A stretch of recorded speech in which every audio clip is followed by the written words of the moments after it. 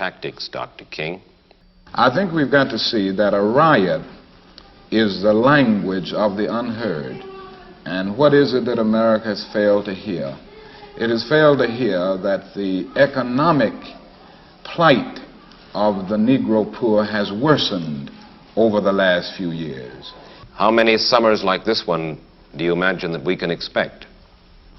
Well, I would say this: we don't have long. The mood of the Negro community now is one of urgency, one of saying that we aren't going to wait, that we've got to have our freedom.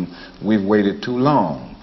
So that I would say that every summer we are going to have this kind of vigorous protest. My hope is that it will be nonviolent. I would hope that we can avoid riots, because riots are self-defeating and socially destructive.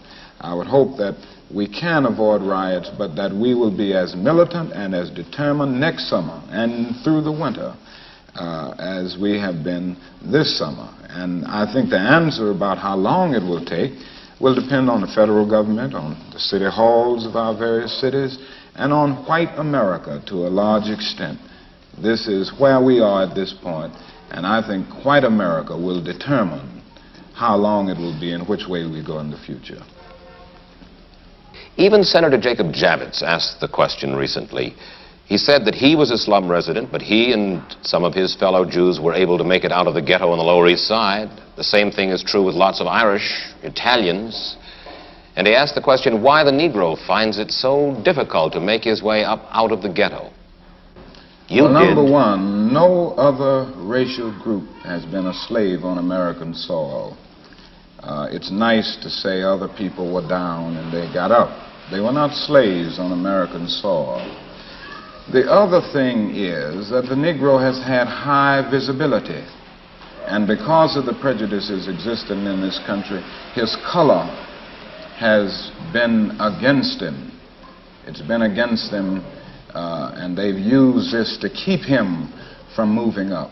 In the final analysis, when you say to a man that you are in this position because of your race or because of your color, you say to that man that he can never get out of it. Other racial groups have been able maybe to change the accent or change the names, but the Negro can't. Tonight, Front Page Challenge welcomes the outspoken Negro leader, Malcolm X. I had one. Then realizing that our problem in America, that we are black Americans, and we have a problem that goes beyond religion, and the objective of that organization is to bring about a condition that will guarantee respect and recognition of the 22 million black Americans as human beings. We feel that the problem, number one, of the black man in America is beyond America's ability to solve. It's a human problem, not an American problem or a Negro problem. And as a human problem or a world problem, we feel that it should be taken out of the jurisdiction of the United States government and the United States courts and taken into the United Nations in the same manner that the problems of the black man in South Africa, Angola, and other parts of the world into the United Nations because of violation of human rights. We believe that our problem is one not of violation of civil rights, but a violation of human rights. Not only are we denied the right to be a citizen in the United States, we're denied the right to be a human being. I'm not stopping.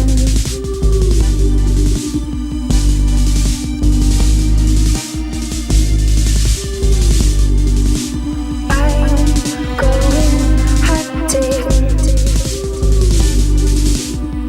I'm a hunter. I'll bring back the goods. But I don't know when.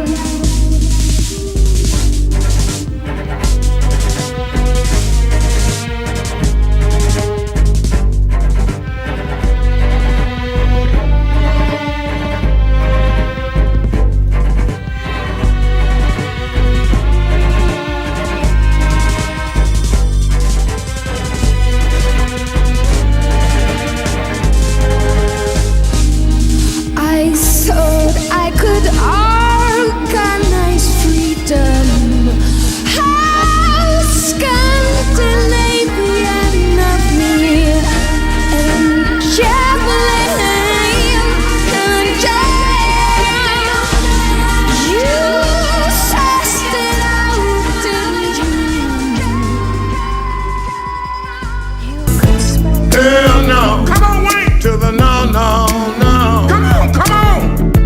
Hell to the no, to the no, no, no.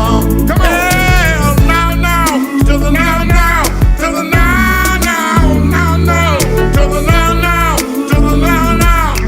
Hell to the no, no, hell to the no, no,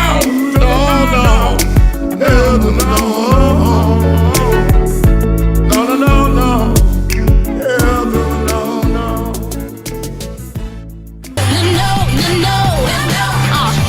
To the no. Yeah, really, really good. Thank you. But